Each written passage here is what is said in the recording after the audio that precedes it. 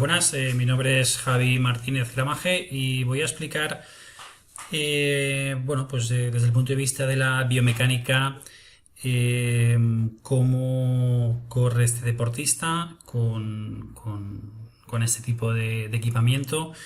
Eh, Quizá no es habitual para muchos de los que estáis viendo esta explicación.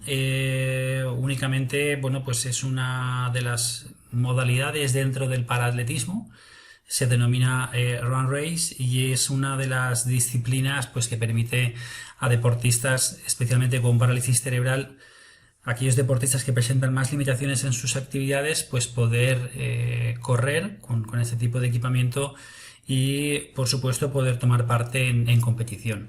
Hoy por hoy el Run Race no es una disciplina paralímpica, es una disciplina muy joven, fruto de la creación a partir de una fisioterapeuta que en definitiva buscaba crear un tipo de equipamiento que permitiese pues a este tipo de personas el poder hacer deporte, y poco a poco pues lo que empieza por terapia pues se convierte en un juego y al final acaba siendo una herramienta para algunos deportistas de trabajo, ¿no? Como es el caso del deportista que están viendo en el vídeo. Este análisis se ha realizado en el Campeonato de España de Paraletismo este mes de octubre, en 2020. Este registro que voy a explicar corresponde a los 100 metros lisos, las dos distancias en las que se puede competir con este tipo de equipamientos, en 100 y en 200 libres, y dentro de ello, pues en función de las capacidades de cada deportista, pues se les otorga una categoría u otra a la hora de la competición. El estudio lo hemos realizado de dos maneras: una mediante el videoanálisis, que lo pueden estar visualizando y permite pues hacerse una idea de los requerimientos motrices, estabilidad, movilidad que requiere este tipo de disciplina. Y por otro lado hemos colocado los sensores RunScribe, que son unos pods que van colocados a nivel de las dos zapatillas, los hemos colocado aquí, y un tercer sensor, que es el sensor pélvico, lo hemos colocado aquí detrás sobre el pantalón del deportista, de modo que los resultados que voy a explicar son de esa serie de 100 libres. El deportista que están viendo en pantalla pues es el actual campeón de España de esta modalidad, un deportista muy joven, con mucha progresión, pero sobre todo sirva este vídeo y sirva esta explicación como una forma de compartir, bajo mi punto de vista, una disciplina que genera una gran oportunidad para muchos jóvenes, el poder practicar deporte, y aquellos que les gusta pues poder competir. También espero que sea una manera de hacer ver a muchos entrenadores pues que trabajar con este tipo de deportistas es una oportunidad excelente de aprendizaje, de crecimiento personal, al menos en mi caso en particular. Lo que estamos viendo es un deportista con una secuela denominada parálisis cerebral. Dentro de la parálisis cerebral es un nivel que le permite el poder andar, poder correr con autonomía. En este caso es un deportista que presenta una afectación denominada ataxia. Es una afectación, dijéramos, más localizada pues en todo aquello que tiene que ver con la coordinación de los movimientos, con los movimientos precisos, con la motricidad fina, con la coordinación en una acción voluntaria, como puede ser coger un objeto. Pero sobre todo es una de las características, o de las secuelas más características, sería que los automatismos pues muchas veces dejan de actuar como habitualmente estamos acostumbrados, ¿no? Y cuando hablamos de competición, pues todavía más. Estamos hablando de un deportista en la que requiere una cantidad de movimientos coordinados, tanto a baja velocidad como a alta velocidad, que requiere mucho control motor. De ahí radica la importancia de que todo empieza con una terapia, pero acaba convirtiéndose en un juego y muchas veces en un hábito saludable, que es el deporte, y en algunos casos como este, incluso la competición. de modo que si vamos viendo en cámara lenta pues cómo se produce este gesto, la capacidad de coordinar esas zancadas a esa velocidad, con esa rapidez, va a requerir fuerza, va a requerir mucho control para poder mantenerse en el lugar correcto durante la competición, para no ir cambiando de una calle a otra. Claro, estamos hablando de deportistas que posiblemente el hecho de ver tantas líneas blancas, incluso en la salida del 100, en la que hay líneas que se cruzan, es motivo de confusión, ¿no? Por tanto, el control motor, el control cognitivo que se requiere, pues es una doble tarea muy interesante desde el punto de vista, dijéramos, terapéutico, por así decirlo, pero desde luego un reto tanto para el deportista como para el propio entrenador que trabaja con él.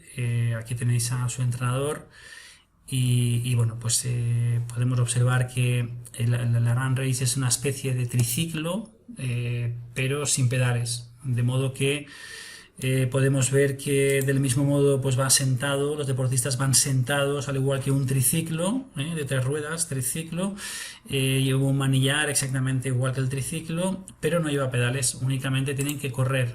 Ahí está la gran ventaja. Y luego además este tipo de dispositivos lo que permiten es una gran capacidad para poder adaptar el propio equipamiento a las características del deportista. En el caso de este deportista no requiere grandes adaptaciones, pero por ejemplo aquí tiene un tipo de respaldo, dijéramos, o donde descansa su pecho. Se coge el manillar, con lo cual todo esto es adaptable en cuanto al tipo de característica del deportista y sobre todo cuando hablamos de alto rendimiento en alta competición, pues ya entra en juego la aerodinámica, de modo que las posiciones aerodinámicas, la posición de los brazos, pues va a influir en gran medida, ¿no? Siendo distancias tan cortas. En cualquier caso, si observamos el gesto técnico, pues es igual que en carrera. Hay un contacto inicial, una primera fase de apoyo, a partir de aquí hay una primera fase de vuelo, un apoyo contralateral del pie izquierdo, segunda fase de vuelo y otra vez el mismo pie que apoya, ¿no?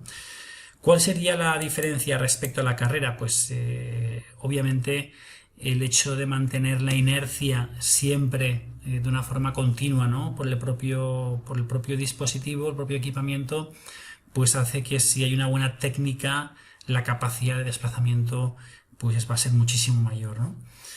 De modo que partiendo de esta visualización de este vídeo en cámara lenta, pues podemos tener una idea de lo que está sucediendo en el cuerpo de este deportista, ¿no? Entonces aquí en la izquierda están representados pues los datos que he capturado a partir de esos 100 metros libres, ¿no? Voy a dejar el vídeo en funcionamiento porque constantemente voy a estar recurriendo a este vídeo, ¿no? Bueno, pues RunScribe ha abierto la puerta al conocimiento, es uno de los dispositivos hoy por hoy en coste-efectividad, bajo mi punto de vista, que aporta la mayor información hoy en día que se puede aportar fuera de un laboratorio. Estamos hablando de unos sensores muy chiquitines que se van colocando en las zapatillas y a partir de la acelerometría y una serie de algoritmos pues va aportando una información bastante precisa y muy útil de cara tanto al conocimiento de la biomecánica en cuanto a eficiencia como en este caso al rendimiento, ¿no? Es un deportista muy joven con progresión y evolución al alto rendimiento y de ahí pues que todo ese tipo de datos pues sean de gran ayuda tanto para él como especialmente para su entrenador, y espero que para todos aquellos que podáis ver este vídeo que no conocíais este tipo de equipamiento, no conocíais este tipo de perfiles de deportistas y bueno, pues os animéis a trabajar con ellos porque son experiencias realmente importantes. Bueno, pues aquí la primera información que veis es aquí tenemos el pie izquierdo y el pie derecho.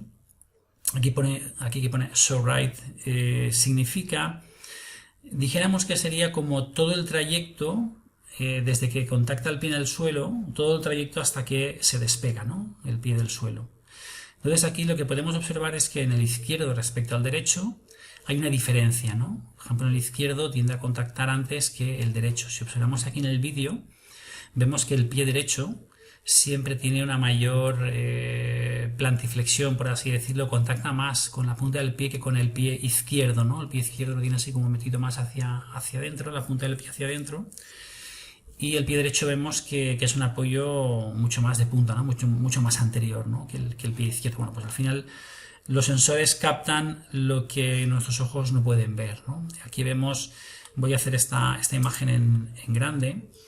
Aquí vemos en grados por segundo, desde 0 hasta 1000 grados por segundo. Cuanto más naranja quiere decir que la velocidad a la que se ha producido el contacto es mayor, ¿no?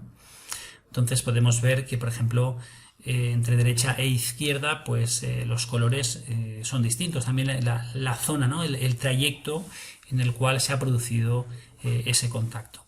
En esta explicación no se trata de explicar qué hacer para mejorar todo esto, sino voy a explicar el análisis de lo que ha sido estos 100 metros libres del Campeonato de España, de este deportista. Y a partir de aquí, pues bueno, surge el razonamiento y el trabajo, ¿no? Pero eso no se va a explicar en este vídeo, ¿no? En segundo lugar, lo que vemos aquí en SoePrints es también son el pie izquierdo o pie derecho, y entonces los sensores lo que captan son dos tipos de informaciones. Una es dónde se producen las colisiones en un pie y en otro, que serían los choques, ¿no? Cada vez que él contacta el pie en el suelo, como vemos aquí en el vídeo, donde localiza esas colisiones. Vemos que en el pie izquierdo, que es un pie que lo coloca más hacia adentro, por así decirlo, voy a congelar aquí un poquito la imagen. Aquí el pie izquierdo lo coloca un poquito más hacia adentro que el pie derecho, que tenga como un apoyo más centrado. Vemos que hay una mayor cantidad de puntos de contacto en el izquierdo que en el derecho, y esto verde sería la zona donde genera la potencia cuando despega el pie del suelo, ¿de acuerdo? Y luego una variable más interesante que detectan los sensores es la colocación de los dos pies, cómo es el tipo de contacto del pie sobre el suelo. Obviamente, buscando eficiencia, lo que se busca es un apoyo en velocidad, es un apoyo de punta, minimiza el tiempo de contacto en el suelo para incrementar la capacidad de fuerza, ¿no? En el impulso. Por eso los sensores detectan este tipo de información. Por otro lado, vemos aquí una gráfica y todas las variables que RunSky nos va a proporcionar. Voy a hacer mención a aquellas que son más relevantes. Aquí tenemos el 100, desde que ha empezado hasta el final. Cada cosa que yo seleccione la vamos a poder visualizar en la gráfica, con lo cual ayuda mucho, pues, a entender que la evolución en el tiempo de la variable que hemos seleccionado. Por ejemplo, aquí está seleccionada la cadencia. Vemos que desde que ha empezado, poco a poco esa cadencia ha incrementado, siempre se ha mantenido, y luego vemos que poquito a poco esa cadencia ligeramente pues ha ido reduciéndose, y al final pues tenemos un promedio de 187 pasos por minuto. Esto haría referencia a la longitud de la zancada. La longitud de la zancada va a ser la suma de la longitud de los dos pasos derecho e izquierdo. Entonces lo que vemos es que al arrancar las zancadas son más cortitas. Vemos aquí 1,96 metros, 2,11, 2,59, y poco a poco, una vez ya ha conseguido lanzar la run race y una vez ya consigue una velocidad más continua, pues esa longitud de zancada la va manteniendo en el tiempo. Al final, velocidad y longitud de zancada, longitud de zancada y cadencia son las dos variables que van a marcar la velocidad. Una de las claves también va a estar la potencia. Estos sensores nos permiten conocer la potencia que se está generando en todo el recorrido, y lo que podemos ver aquí, por ejemplo, es que esa potencia ha ido increciendo cuando llega un momento que esa potencia ya se estabiliza, pero aquí ha decrecido, ¿no? Esa capacidad de generar vatios, ¿no? Y luego aquí otra vez ha aumentado. Luego, al final, eso es una información visual que luego también sirve de cara al entrenador y al deportista, ¿no? Para entender que esa capacidad de generar potencia tiene que mantenerse durante todo el tramo, y más siendo un 100 libres, incluso debería ir increciendo, ¿no? Sería una forma de ir entendiendo, pero claro, vemos que aquí la cadencia subida ha ido decreciendo al mismo tiempo que la potencia va decreciendo. Quizá el hecho de mantener una cadencia constante alta, manteniendo esta constancia en longitud de zancada, pues la resultante, que sería la velocidad y la potencia, seguramente también sería una potencia constante en el tiempo. Una cosa creo que muy interesante es la de conocer de forma separada en left-right, aquí arriba, cómo se comporta la potencia que genera en un pie y en otro pie. Entonces, claro, estamos hablando de deportistas en los que la simetría es muy, muy difícil de poder encontrar, ¿no? Y es curioso que este tipo de sensores nos permita conocer la potencia generada. Fijemos que hasta que consigue lanzar de una forma continua, ¿no? De una forma lanzada la forma de correr, vemos que la potencia generada por un pie y otro es distinta. Los requerimientos son distintos, hay una diferencia notoria, pero luego esa potencia prácticamente se iguala, ¿no? en un pie y en otro pie, ¿no? Son datos interesantes de cara al posterior análisis, de cara al trabajo, ¿no? que se pueda plantear con el propio entrenador, ¿no? Una de las cosas que también son interesantes el poder analizar en todo eso es el tiempo de contacto en el suelo, ¿no? Vemos aquí que el tiempo de contacto en el suelo al principio era muy grande, pero en el momento que ha salido y que ha conseguido lanzar esa velocidad, pues ese tiempo de contacto en el suelo se ha mantenido de una forma muy reducida.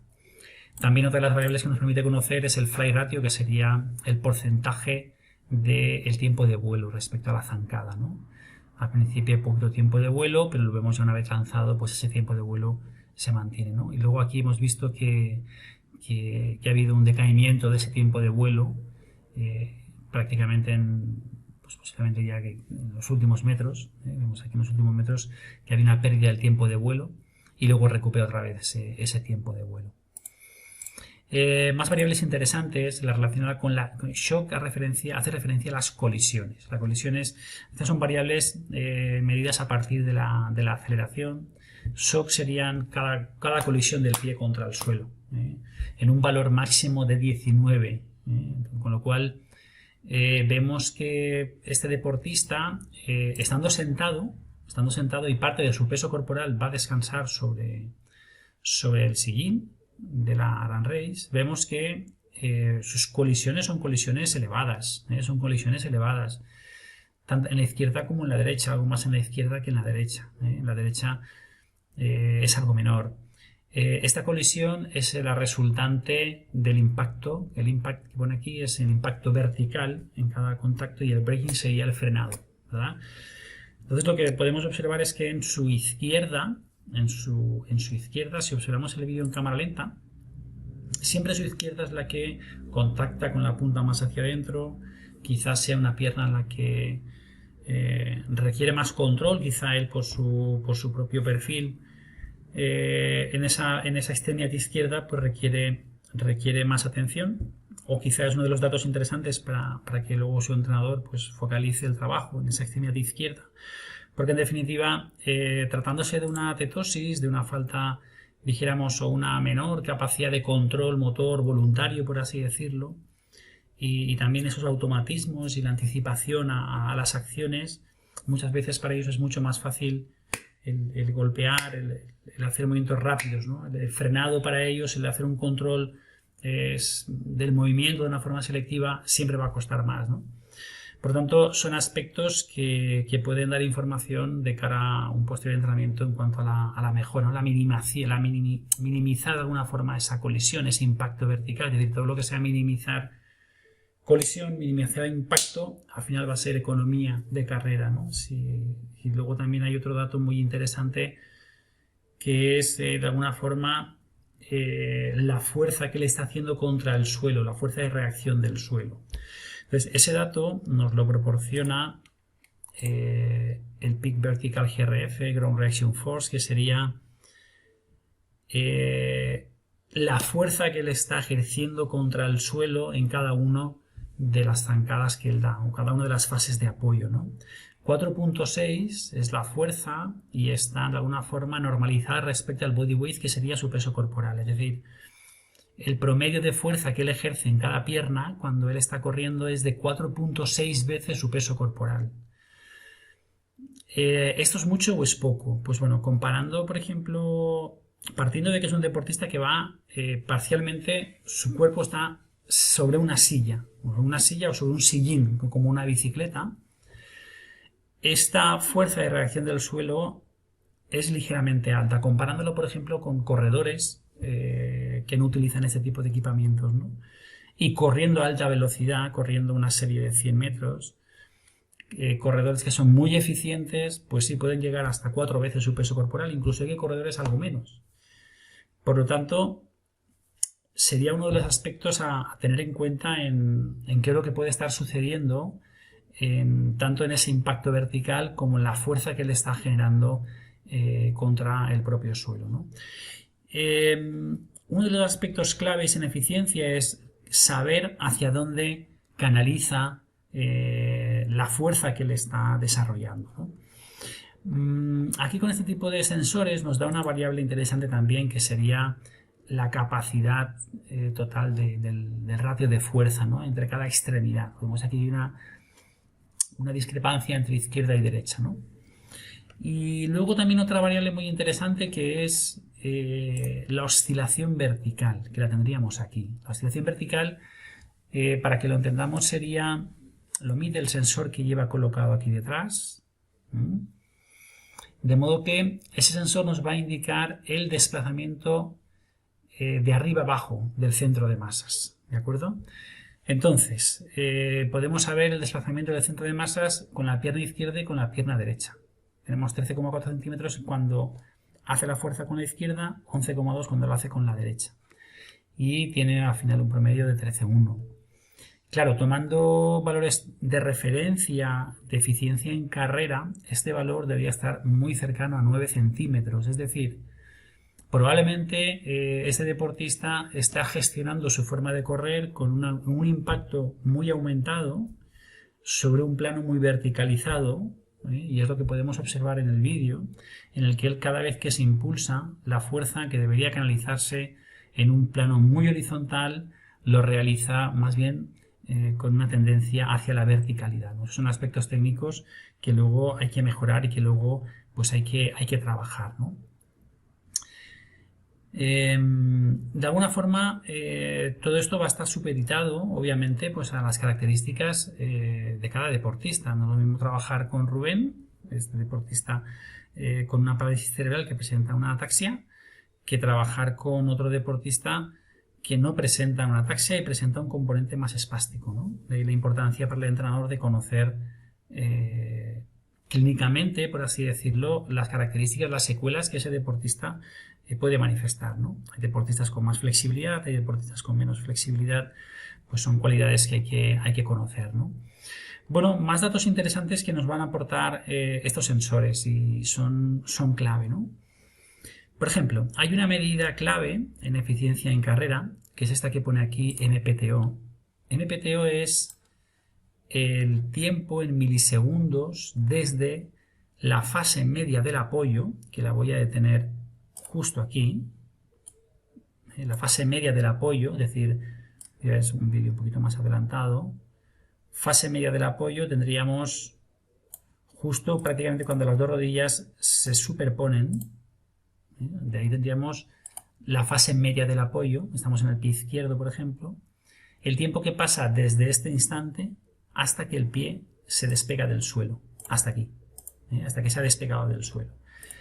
Este tiempo es el que nos va a indicar, si el tiempo en milisegundos es muy bajito, nos está indicando que se está canalizando muy bien el movimiento en un plano muy horizontal. Pero si ese tiempo está muy aumentado, quiere decir que hay un excesivo tiempo de contacto en el suelo justo en la fase en la que hay que liberar toda la energía que se ha acumulado hasta la fase media del apoyo. Por tanto, esta es una de las variables clave que en eficiencia en carrera, en este caso, habría que controlar, ¿no? Ver que realmente esto debería estar en torno a 130, por debajo de 130 milisegundos. Quiere decir que es seguro que su oscilación vertical ha disminuido en gran medida, manteniendo esa cadencia alta, longitud de zancada alta, tiempo de vuelo largo, pero con una cadencia alta y con muy poquito tiempo de apoyo justo en esa fase. Eso sería un término de eficiencia y una variable de control en la forma de gestionar la forma de correr. Aquí tenemos el tiempo de vuelo. el flight time, aquí tenemos el tiempo de vuelo, 123 milisegundos, aquí viene por una pierna y por otra. Es un tiempo de vuelo prolongado, podría ser comparable pues, a un atleta con una velocidad alta, similar a la que podría llevar en esta serie 10-100. Pero claro, aquí hablaríamos de eficiencia y de alta velocidad si fuese capaz de mantener una cadencia alta, una longitud de zancada larga, un tiempo de vuelo largo, pero siempre manteniendo esas variables tal como las he descrito, ¿no? En el momento que alguna de ellas falle, pues esa velocidad va a disminuir, ¿no? Una variable clave en todo esto de eficiencia y biomecánica es esta que subrayo, que es el leg spring stiffness, que sería la capacidad del stiffness, es la capacidad de convertir la energía desde el contacto inicial hasta la fase media del apoyo, esta energía aquí como el arco de una flecha, ¿no? Cuando tensamos ese arco de la flecha y de repente soltamos y la flecha sale disparada, pues esto sería algo, un símil, ¿no? Desde que contacta hasta la fase media del apoyo sería el instante en el que estamos tensando esa cuerda, acumulando energía, y llega un momento en que soltamos la cuerda y la flecha sale disparada, ¿no? Es decir, esta variable se llama LSS, Leg Spring Stiffness, y es una forma de cuantificar la capacidad de reactividad, ¿no? De convertir esa energía en reactividad. Bueno, nos da una variable de 9.6, esto hay que dividirlo por el peso del deportista, hay que normalizarlo al peso del deportista y nos da 0.213, quiere decir que le sitúa una buena capacidad de reactividad. ¿Esto qué quiere decir? Pues que si el deportista tiene una buena capacidad de reactividad, sus músculos y tendones de alguna forma tienen una eficiencia en ese movimiento, ¿no? Si, por ejemplo, a la misma velocidad tuviese que hacer trabajar a sus músculos y tendones con un LSS, por ejemplo, de 7 en vez de 9,6, querría decir que sus músculos y tendones tendrían que trabajar mucho más para generar esa misma reactividad. Por eso es importante esta variable, ¿no? Influye mucho la técnica, influye mucho la fatiga, incluso influye el propio calzado que utiliza el deportista. Por lo tanto, también son variables interesantes desde el punto de vista del entrenamiento a controlar. Bueno, aparte de todas estas variables, también hay otras variables que gráficamente podemos conocer de todo aquello que sucede del contacto del pie en el suelo. Bien, pues aquí tendríamos dos gráficas de la izquierda y de la derecha que corresponderían a la velocidad en grados por segundo de la fase de apoyo, tanto de un pie como de otro. Aquí vendría representado del 0 al 100%, tendríamos lo que sería el apoyo, de la fase del apoyo solamente. Entonces aquí tenemos dos informaciones, una roja que sería de alguna forma el vector de esa fuerza de reacción del suelo, y la otra que sería la velocidad propia de la fase del apoyo. De modo que, por ejemplo, aquí yo dejo en color rojo, vemos aquí que en la fase media de ese apoyo, que sería aquí al 50%, cuando las dos rodillas aproximadamente se juntan, es cuando más fuerza estaría haciendo hacia abajo, que sería la acción y por consiguiente la reacción. Y aquí en el eje vertical pues veríamos la magnitud, ¿no? Estaría 4, 3, 2, 1, sería esa fuerza que ejerce sobre su peso corporal. Y vemos que era 4.6, por eso se sale de la gráfica, ¿no? Luego aquí teníamos, en amarillo, teníamos la velocidad a la que se produce el movimiento, la velocidad con la que el pie de alguna forma realiza el recorrido del contacto con el suelo. Vemos que en el pie derecho pues hay un pico justamente cuando contacta los primeros milisegundos mayor que en el pie izquierdo, lo que viene aquí representado. Luego a partir de aquí vemos que empezaría otra vez a incrementar la velocidad para el propio despegue. Vemos que en el pie derecho, en la fase final del despegue, justo aquí, aquí hay mucha irregularidad, porque esto normalmente, estas líneas son continuas, ¿no? Hasta que aparecen aquí, pero todas se producen en una situación muy parecida, ¿no? Es decir, una de las cosas interesantes que podemos ver con estas capturas, porque son capturas, si no recuerdo mal, que se hacen cada 8 pasos, hace una captura a los sensores. Entonces lo que podemos ver es, si siempre fuese una captura exactamente igual, fuese un movimiento muy coordinado, muy uniforme, veríamos prácticamente que todas las líneas estarían superpuestas, ¿no? Lo que observamos aquí es que estas líneas no están superpuestas, que es también una característica muy particular de los deportistas con ataxia. Es algo muy característico en la que no va a haber dos pasos iguales, pero también que es una de las formas de poder cuantificar las mejoras en el control motor que tiene ese deportista sobre, en este caso, la acción de correr a alta velocidad, ¿no? Todo esto, lógicamente, pues son cualidades entrenables. Es un chico muy joven y le queda pues todavía mucho por delante, ¿no? Bueno, más información que nos va a aportar, dijéramos, los propios sensores. Aquí voy a quitar la información de la fuerza de reacción del suelo y de la velocidad. La velocidad de apoyo nos la va a dar en los tres planos de movimiento, el pitch, roll y yaw, que serían los tres movimientos que nos van a aportar, dijéramos, los sensores inerciales, que en definitiva son los propios PODs, ¿no? Tenemos tres variables, el pitch, roll y el yaw. El pitch sería el movimiento de flexo-extensión, Por tanto, aquí tendríamos que en el izquierdo, el momento del contacto, primeros milisegundos, vemos que aquí hay un pico mayor que en el izquierdo.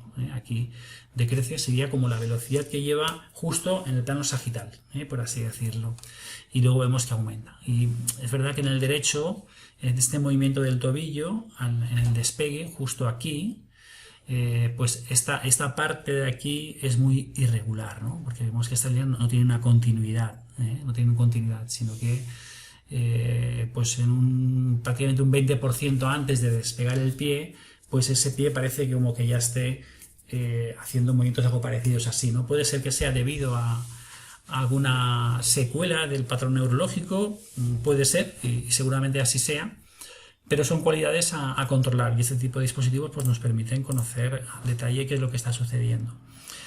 He seleccionado roll. Roll sería el movimiento de pronosupinación, el movimiento de pronosupinación sobre el propio eje del pie. Por lo tanto, vemos que con el derecho vemos que hay un mayor pico de velocidad en la pronosupinación cuando el pie contacta en el suelo.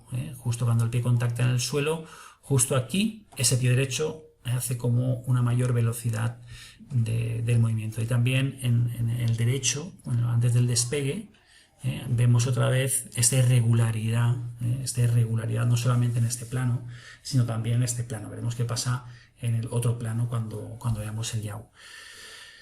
Sin embargo, el izquierdo es un pie que en cuanto a la pronosupinación, en cuanto a la velocidad de la pronosupinación, es mucho más continuo todo el rato. Y luego seleccionamos el yaw. El yaw sería el movimiento interno o externo del pie, por así decirlo, ¿de acuerdo?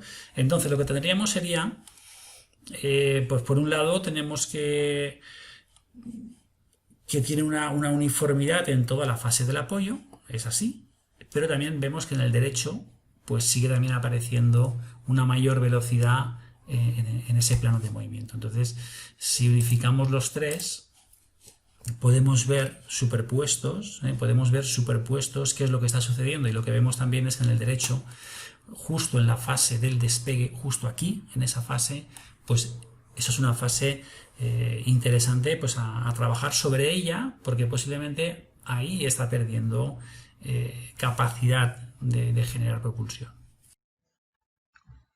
Y con estas dos imágenes termino la explicación. Os dejo aquí a Rubén con su entrenador Raúl Micó y bueno, pues aquí con la nueva Run Race, que gracias al relevo paralímpico, a la Federación Española de Deportes para Personas con Parálisis Cerebral y al Comité Paralímpico Español, pues han hecho posible pues que jóvenes deportistas como Rubén pues puedan tener el mejor equipamiento para seguir aprendiendo y sobre todo para seguir disfrutando. Muchas gracias.